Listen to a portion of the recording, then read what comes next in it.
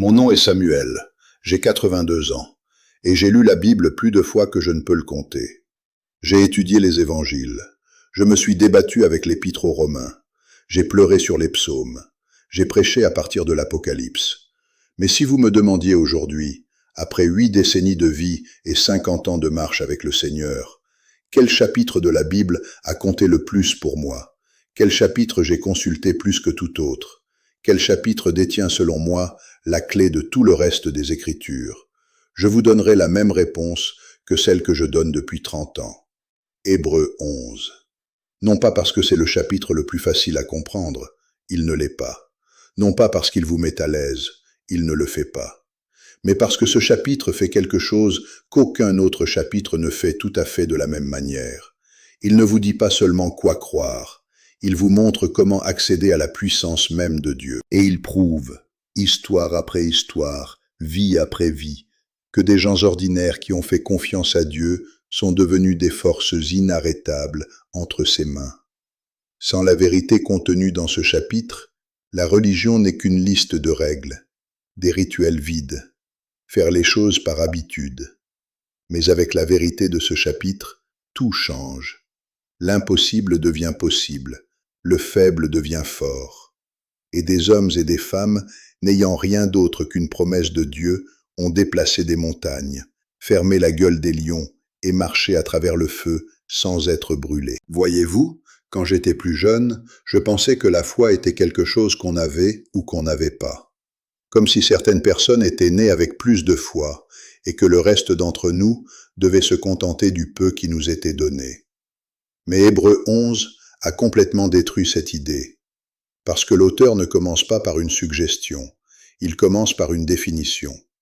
Il nous dit exactement ce qu'est réellement cette force mystérieuse appelée la foi.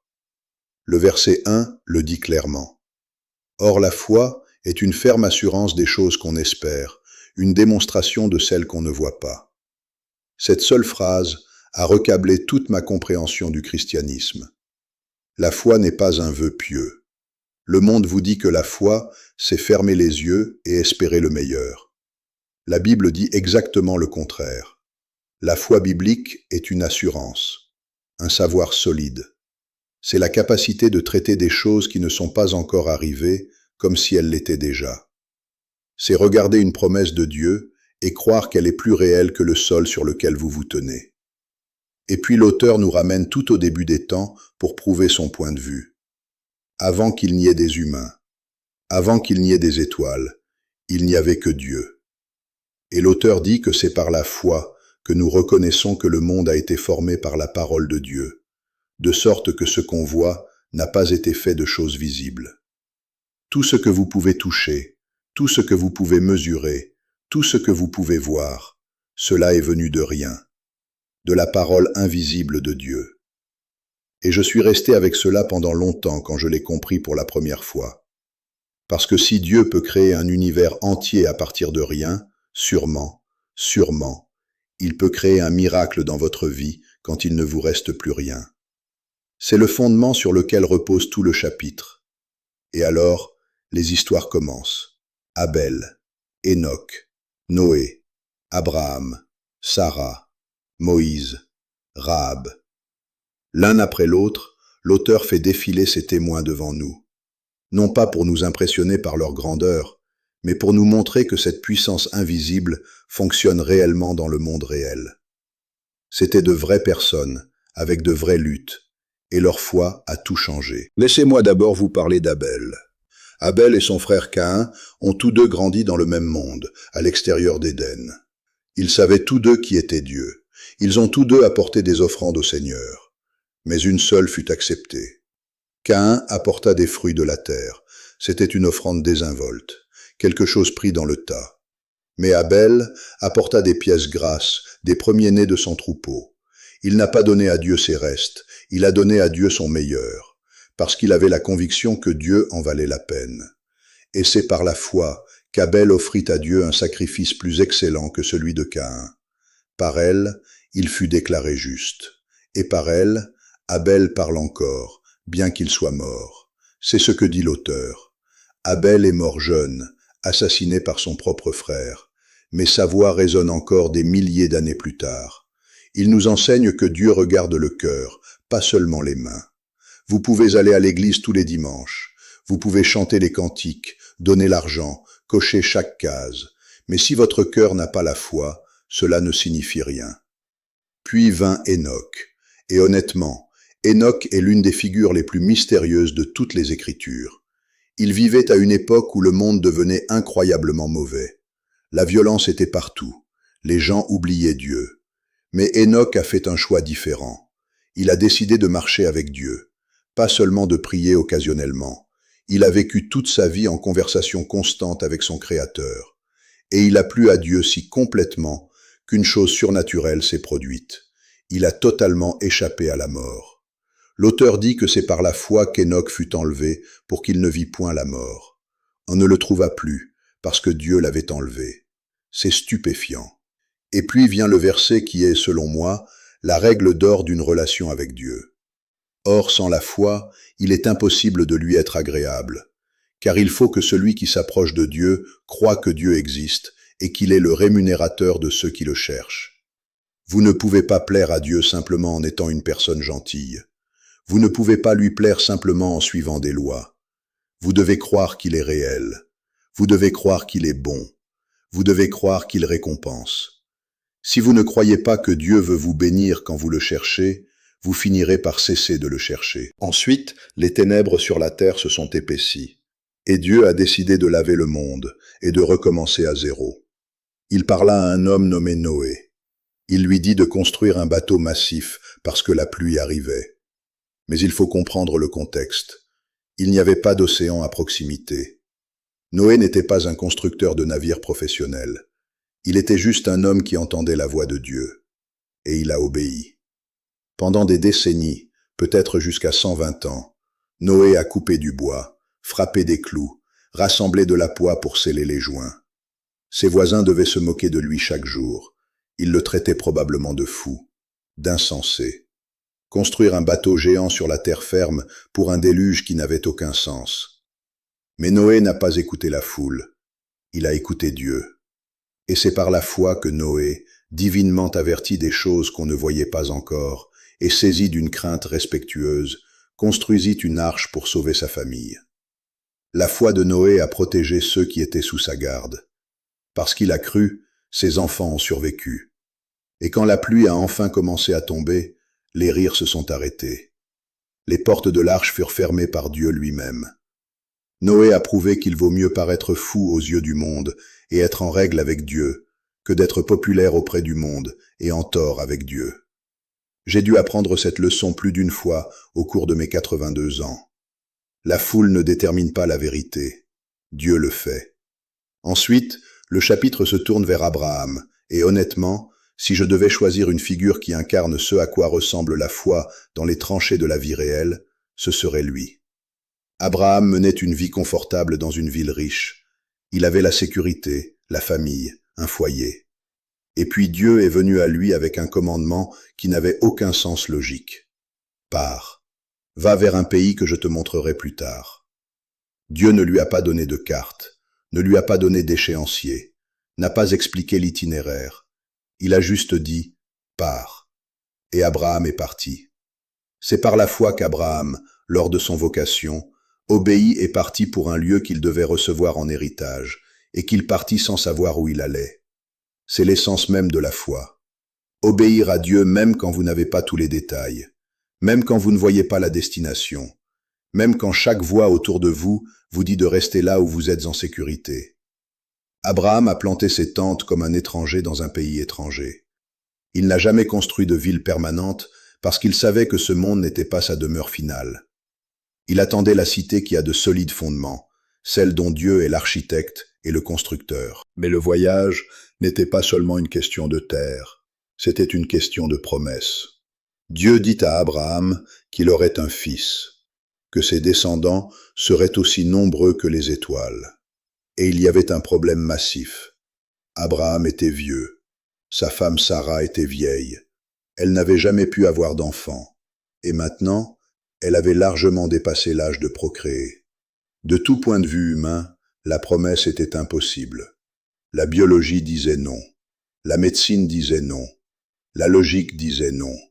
Mais la foi disait oui. Sarah a eu du mal au début. Elle a même ri quand elle a entendu qu'elle aurait un bébé. Mais elle a fini par arriver à une conviction profonde. L'auteur dit que c'est par la foi que Sarah elle-même, malgré son âge avancé, fut rendue capable d'avoir une postérité, parce qu'elle crut à la fidélité de celui qui avait fait la promesse. Elle crut à sa fidélité. C'est là la clé. Elle a jugé que Dieu était fiable. Et exactement comme il l'avait dit, Isaac naquit. L'enfant impossible arriva. Un ventre mort apporta la vie. Cela nous enseigne que nos limites ne sont que des occasions pour Dieu de montrer sa puissance. Mais l'histoire d'Abraham ne s'est pas arrêtée là. Le plus grand test était encore à venir. Après avoir vu Isaac grandir pendant des années, Dieu demanda à Abraham de faire quelque chose d'impensable. Sacrifie ton fils, le fils de la promesse, le fils que tu aimes. N'importe qui d'autre aurait discuté, aurait souligné la contradiction. Comment Isaac peut-il être le début d'une grande nation s'il est mort? Mais Abraham marchait avec Dieu depuis si longtemps qu'il comprenait quelque chose que la plupart des gens ne saisissent jamais. Il pensait que Dieu était assez puissant pour ressusciter même les morts. Et c'est par la foi qu'Abraham offrit Isaac lorsqu'il fut mis à l'épreuve. Il leva le couteau. Il était tout à fait prêt à obéir. Et à la dernière seconde, Dieu l'arrêta. Un bélier apparut dans le buisson. Abraham a prouvé qu'il aimait celui qui donne plus que le don lui-même. Que la vraie foi ne s'attache pas aux choses, étant toujours prête à les rendre à Dieu. Et la foi s'est transmise. Isaac bénit ses fils par la foi.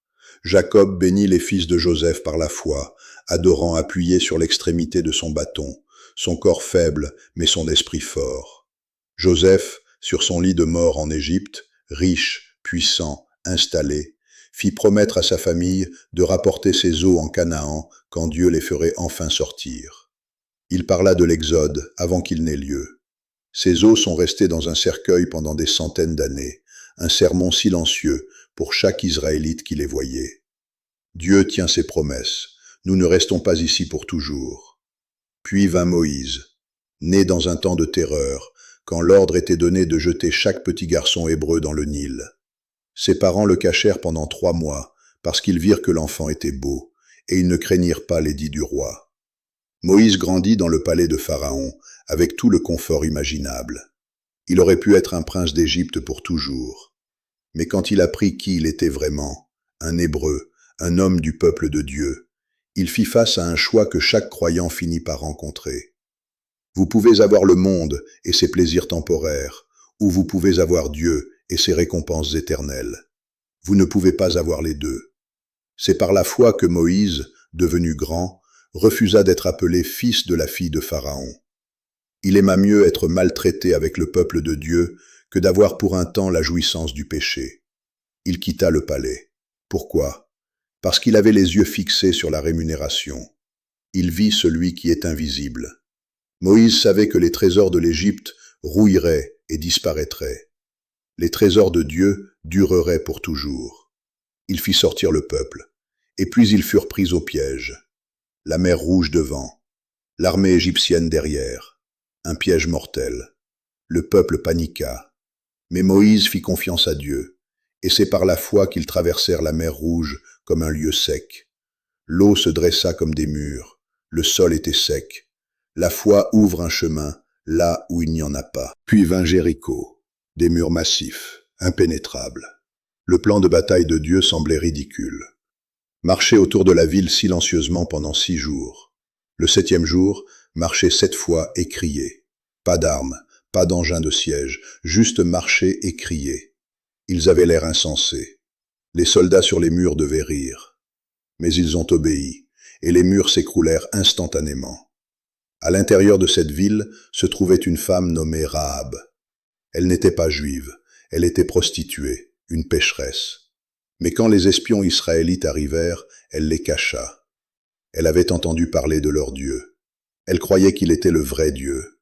Et à cause de sa foi, elle fut sauvée. Toute sa famille fut épargnée. Elle est devenue une ancêtre de Jésus-Christ. La foi n'est pas réservée à l'élite religieuse. Elle n'est pas réservée aux personnes ayant un passé propre. Rahab avait une histoire trouble, mais sa foi l'a greffée dans la famille de Dieu. Dieu a pris une paria et en a fait une héroïne, parce qu'elle a osé croire. L'auteur de l'Épître aux Hébreux réalise alors qu'il a trop d'histoires à raconter. Il n'a plus assez de temps. Il commence donc à énumérer des noms rapidement. Gédéon, Barak, Samson, Jephthé, David, Samuel, les prophètes. Ces hommes n'étaient pas parfaits. Ils étaient profondément imparfaits. Mais leur foi les a rendus utiles à Dieu. Gédéon se cachait dans un pressoir quand Dieu l'a appelé. Un lâche qui a demandé signe après signe. Mais il a fini par faire confiance. Avec 300 hommes tenant des flambeaux et des trompettes, il a vaincu une armée massive. Samson a fait de terribles choix, était orgueilleux, a été capturé et rendu aveugle. Mais dans son dernier moment, il a crié à Dieu une dernière fois. Sa foi est revenue. Il a poussé contre les piliers et a vaincu plus d'ennemis à sa mort que durant toute sa vie. Dieu peut utiliser un vase brisé s'il est offert avec foi. David était un jeune berger ignoré par son propre père. Pourtant, il a cru que Dieu pouvait l'aider à vaincre un géant. Plus tard, il a commis l'adultère et le meurtre. Mais il a su se repentir. Il a su revenir vers Dieu. On se souvient de lui comme d'un homme selon le cœur de Dieu, non pas parce qu'il n'a jamais péché, mais parce qu'il n'a jamais cessé d'avoir confiance en la miséricorde de Dieu, qui, par la foi, vainquirent des royaumes, exercèrent la justice, obtinrent des promesses, fermèrent la gueule des lions, éteignirent la puissance du feu, échappèrent aux tranchants de l'épée, virent leur faiblesse changer en force. Daniel est resté assis dans une fosse de lions affamé toute la nuit parce qu'il a refusé d'arrêter de prier. Les lions ne purent le toucher. Shadrach, Méshach et Abed-Négo furent jetés dans une fournaise parce qu'ils refusaient de se prosterner devant une statue. Ils dirent au roi que leur Dieu était capable de les sauver, mais que même s'ils ne le faisaient pas, ils ne se prosterneraient toujours pas. C'est le plus haut niveau de foi. J'ai confiance en la capacité de Dieu et j'ai confiance en la volonté de Dieu, quoi qu'il arrive. Ils sortirent de ce feu sans même que l'odeur de la fumée ne soit sur leurs vêtements. Mais alors le ton du chapitre change. Jusqu'à ce point, nous avons entendu parler de victoire, échapper aux épées, arrêter les lions, recevoir des bébés. C'est la foi que nous voulons tous. La foi qui nous apporte la guérison, la promotion, le miracle. Mais Hébreux 11 est le chapitre le plus important parce qu'il dit toute la vérité. Il ne nous vend pas une fausse version du christianisme où tout est toujours facile. D'autres subirent les tourments et n'acceptèrent point de délivrance, afin d'obtenir une meilleure résurrection. D'autres subirent les moqueries et le fouet, les chaînes et la prison. Ils furent lapidés, sciés. Ils errèrent çà et là, vêtus de peaux de brebis et de peaux de chèvre, dénués de tout, persécutés, maltraités. Ils errèrent dans les déserts et les montagnes, vivant dans les cavernes et les antres de la terre. Aux yeux du monde, ils semblaient être des échecs, des parias, des perdants. Mais alors l'auteur nous donne l'avis de Dieu sur eux, en une seule déclaration époustouflante. Eux, dont le monde n'était pas digne. Le monde pensait que ces gens n'étaient pas assez bons pour la société. Dieu dit que le monde n'était pas assez bon pour ces gens. Leur foi était trop précieuse pour cette planète corrompue. Et cette section est cruciale, parce qu'elle nous enseigne que la foi ne garantit pas une vie sans ennui. Parfois, la foi vous délivre du feu. Parfois, la foi marche avec vous à travers le feu. Les deux requièrent la même puissance.